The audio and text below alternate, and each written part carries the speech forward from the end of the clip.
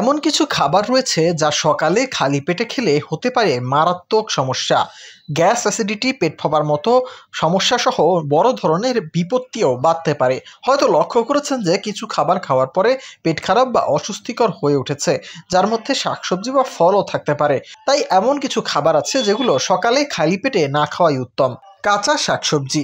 কাঁচা শাকসবজিতে প্রচুর অদ্রবণীয় ফাইবার থাকে, যা সাধারণত অন্ত্রের মধ্য দিয়ে দ্রুত চলে যায়। তবে সম্পূর্ণ খালি পেটে খেলে এটি ক্র্যাম্পিং, গ্যাস এবং পেট ফাঁপার মতো কারণ হতে পারে। খালি পেটে ঠান্ডা সালাদ খেলে তা পেট প্রসারিত করে এবং অন্ত্রের আস্তরণে জ্বালার সৃষ্টি করে, যার ফলে পেট ফুলে যায়। তাই সকালের বদলে দুপুরে খাবারের জন্য সালাদ খাওয়ার অভ্যাস করুন। টমেটো। টমেটো হালকা অ্যাসিডিক, যা খালি পেটে জ্বালা পোড়া করবে। অ্যাসিডিটি, গ্যাস্ট্রিক এবং রিফ্লাক্সে ভুগছেন এমন কারো ক্ষেত্রে এটি প্রদাহ সৃষ্টি করতে পারে। খালি পেটে টমেটো বা টমেটোর সস খেলে জ্বালাপোড়া, পেটের উপরের অংশে অস্বস্তি, এমনকি টক ঢেকুর হতে পারে। তবে অন্যান্য খাবার যেমন গোটা শস্য, ডাল বা রান্না করা শাক সবজির সঙ্গে টমেটো মিশিয়ে খাওয়া যেতে পারে।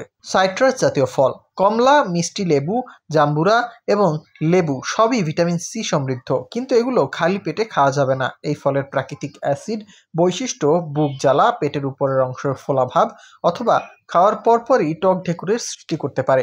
যদি খালি পেটে খাওয়া হয় তা অস্বস্তির কারণ হতে পারে। সাইট্রাসযুক্ত ফল দুপুরের মাঝামাঝি সময়ে কিছু প্রোটিন বা স্বাস্থ্যকর চর্বিযুক্ত মিশ্রণ খাবারের সঙ্গে খাওয়াই ভালো। এছাড়াও রয়েছে কফি, যা পেটের অ্যাসিড ট্রিগার করে এবং অন্ত্রের গতিশীলতা ত্বরান্বিত করে, এবং সেই কারণেই অনেকে খালি পেটে কফি খাওয়ার পরপরই বাথরুমে ছুটে যান। সম্পূর্ণ খালি পেটে এই অতিরিক্ত অ্যাসিড জ্বালাপোড়া, ক্র্যাম্প বা গ্যাসের কারণ হতে পারে।